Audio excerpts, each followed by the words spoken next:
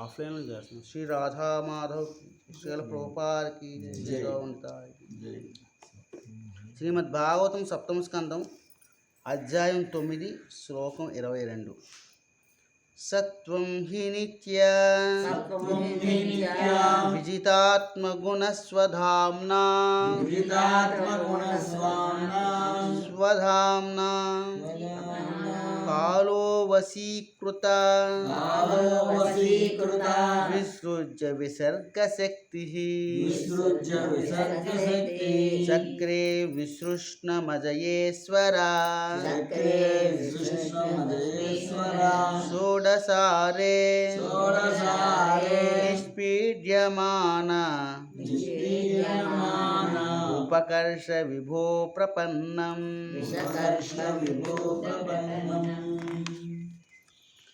దేవా విభో 16 తత్వములను కూడి నీ భౌతిక జగత్తును సృష్టించినను వాటి భౌతిక లక్షణములకు నీవు పరుడవై ఉన్నావు. ఏమండి, ఇది భౌతిక జగత్తు. ఈ భౌతిక జగత్ సృష్టి చేసిన వాడు భగవానుడు. ఇది 16 తత్వాలతో ఉంటుంది, పంచభూతాలని చెప్తున్నాను. మామూలుగా ఒక్కొక్క సందర్భంలో 24 తత్వాలు, 21 తత్వాలు ఇలా చెప్పుకుంటూ వచ్చినప్పుడు అంటే ఇక్కడ చెప్తున్నటువంటి ఈ 16 తత్వాలు అంటే పూర్తిగా భౌతిక మూలకాలు అన్నమాట. 5 భూతాలు, ఇంద్రియాలు, తర్వాత మనస్సుతో ఆపేశారన్నమాట. కాబట్టి ఇక్కడ 16 తత్వాలుగా చెప్పారు. దీనికి అతీతంగా ఉంటాడు భగవానుడు. భౌతిక జగత్తును సృష్టించను వాటికి భౌతిక లక్షణములకు నీవు పరుడువై ఉన్నావు. ఈ భౌతిక లక్షణాల్లోని ప్రధానమైనటువంటి 3 గుణాలు ఉంటాయి: సత్వగుణం, రజోగుణం, తమోగుణం. ఈ గుణాలకు లోబడే మనం ప్రతి వ్యక్తి పనిచేస్తూ ఉంటాడు. భగవానుడి గుణానికి అతీతంగా ఉంటూ ఉంటాడు. మరి మన శరీరం లాగానే ఆయన శరీరం కూడా ఉందా, మనలాగానే పంచభూతాత్మకమైందా అంటే కాదు. ఆయన పూర్తిగా ఆధ్యాత్మికమైనటువంటిది, అనగా అవి నీ అధీనం అందే ఉన్నవి.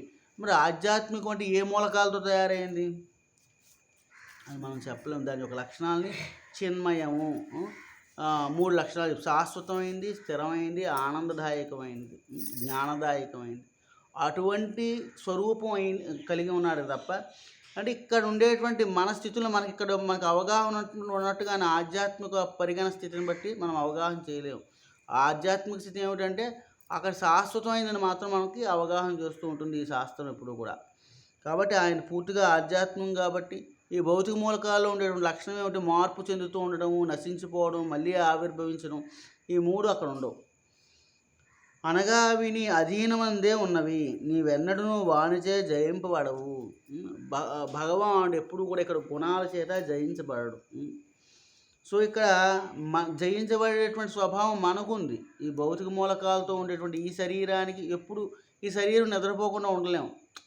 మనకు ఉండేటువంటి ప్రతి విషయాన్ని కూడా మనం, ఎందుకంటే భగవానుడు శయన ఏకాదశి అని చెప్పి ఒకటి ఉంటుంది. మరి భగవానుడు పడుకుంటున్నాడా మనలాగానే? ఆయన మనలా నిద్రపోడు. ఆయన గురకపెట్టి నిద్రపోవడాలు అవి కూడా భగవంతుడు కొండవు. ఎందుకంటే ఆయన ఎప్పుడు కూడా మన వంటి శరీరం కలిగి లేదు కాబట్టి మనకు అలుపు ఉంటుంది ఈ శరీరంలోని. ఆయన అలసిపోడు. ఇంకోటి ఏంటంటే క్రైస్తవ మతంలో ఒకటి చెప్తారనమాట, అది పూర్తిగా అసంబద్ధమైంది. భగవంతుడు 5 రోజుల పాటు పూర్తిగా సృష్టి చేసి అలసిపోయి పడుకున్నాడని చెప్పి చెప్తారనమాట. అలా అలసిపోయి పడుకుంటే ఆయన భగవంతుడు ఎందుకు అవుతాడు? ఏ కార్పెంటర్ అవుతాడు కానీ, అంతే కదా. అలా అలసిపోయి పడుకునేటువంటి వాడు భగవంతుడు కాదు. సో కనుక నీవే కాలస్వరూపుడవు. ఓ పరమేశ్వర, నిన్నెవ్వరు నువ్వు జయింపజాలరు. కాబట్టి ఆయన కాలస్వరూపు. ఇక్కడ జయించబడేది మనం చూడండి, ఒక సామెత ఉంటుంది, అన్ని వంపులు ఏం తీరుస్తుందట? కర్ర వంపు పొయ్యి తీరుస్తుంది, మనుషుడు ఒక వంపు కాలం తీరుస్తుంది, అంతే కదా. కానీ మరి ఈ కాలం భగవంతుని మీద ఏమైనా పనిచేస్తుందా? ఏమీ పనిచేయదు. ఎందుకు? ఈ కాలం తన అధీనంలో ఉంది కాబట్టి.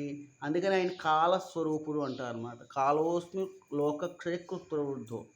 ఈ లోకాలన్నీ కాలం యొక్క అధీనంలో ఉంటూ ఈ కాలం యొక్క స్వరూపం నాదే అని చెప్తుంటాడు భగవంతుడు. కానీ నేను మాత్రము కాలచక్రం నుంచే నలిగి పిప్పొగుచున్నాను. ఇది చెప్తుంది ఎవరు? మళ్ళీ భగవంతుడే అనుకోకండి. మళ్ళీ ఈ కాలం చేత పిప్పవుతుంది ఎవరంటే ప్రహ్లాదుడు అన్నమాట. కాల సందర్భంలో హిరణ్యకశిపుడికి కొడుకుగా పుట్టాడు. కాల సందర్భంలోనే దుఃఖాలను అనుభవించాడు. సో మళ్ళీ ఇక్కడ ఇంకా చాలా కాలం జీవించి ఉండాలి. జీవిస్తున్నప్పుడు మళ్ళీ ఈ గుణాల యొక్క ప్రభావం మళ్ళీ భగవంతుని విడిచిపెట్టి వచ్చేమో భయం పడుతూ ఉంటాం అన్నమాట. కాబట్టి ఇది చాలా జాగ్రత్తగా ప్రతిసారి కూడా మనం అన్నిటినీ విడిచిపెట్టం. మనం దేన్ని విడిచిపెట్టేస్తూ ఉంటాము? భక్తిని విడిచిపెట్టేస్తూ ఉంటాం. దేని కారణంగా? గుణప్రభావం వలన, కాల ప్రభావం వలన. సో ఈ రెండింటికి మనం చాలా భయపడుతూ ఉండాలన్నమాట. చాలా జాగ్రత్తగా ఉండాలి. కానీ నేను మాత్రము కాలచక్రం చే నలిగి పిప్పయ్యుచున్నాను కనుక నిన్నే నేను పూర్తిగా ఆశ్రయించదను. కరుణంతో ఇప్పుడు నీ పాదపద్మాశ్రయము చేర్చుకునము. అందుకని ప్రతి వ్యక్తి తెలివైన వాడు చేయవలసినటువంటి ముఖ్యమైన పని ఏమిటంటే కృష్ణుడు శరణాగతి చేయాలి. ఇక్కడ మనం మాటికి తప్పిపోయేది ఏమిటంటే ఏది మనకు శ్రేష్టమైందో అది వదిలేస్తుంటాం కదా. నిస్సారమైనది ఏదైతే ఉందో, మనకు దుఃఖాన్ని కలిగించేది ఏదైతే ఉందో దానికోసం పరిగెత్తుకెళ్ళి పట్టుకుంటూ ఉంటాం. కాబట్టి భగవత్ శరణాగతి చేసామనుకోండి, ఆయన హ్యాండ్ ఓవర్లోకి వెళ్ళడం వలన మనం ఆ తప్పు పని చెయ్యం. ఒకవేళ తప్పు పని చేసిన వాళ్ళు భగవంతుడు ఏం చేస్తూ ఉంటాడు? మనం సెపరేట్ చేసి ఒక ప్రాపర్ వేలో పెడుతూ ఉంటాడు. నాయన నన్ను గుర్తు పెట్టుకో. మనం ఈ వృత్తాంతం చాలాసార్లు మనం చూస్తూ ఉంటాం. నారద చరిత్రలోని నారదుడు ఒకసారి సంసారంలో పడినప్పుడు పదే భగవానుడు గుర్తు చేస్తూ ఉంటాడు, నాకు శరణాగతి చెయ్యు, ఈ సంసారం నుండి బయటపడతామని. మళ్ళీ ఆయన ఏం చేస్తుంటాడు? మళ్ళీ అదే సంసారంలో పడుతూ ఉంటాడు అనమాట. సో మొత్తానికి మళ్ళీ ఆ సంసారం నుండి, ఆ మాయ నుండి ఎప్పుడు బయటపడ్డాడు అంటే మళ్ళీ కృష్ణుడిని గట్టిగా పట్టుకున్నప్పుడు, మళ్ళీ ఆయన దుఃఖం విపరీతమైన ప్రభావానికి గురైనప్పుడు మళ్ళీ ఆయన భగవంతుని పట్టుకోవడం జరుగుతుంది. కాబట్టి మనం భగవదాశ్రయం చేసేవాడు ఎవడైతే ఉన్నాడో అతడే నిజమైన తెలివైన వాడు అనమాట. హరే కృష్ణ. శ్రీల ప్రభుపాద్ కీ జై. శ్రీ గౌ నితాయ్ కీ జై.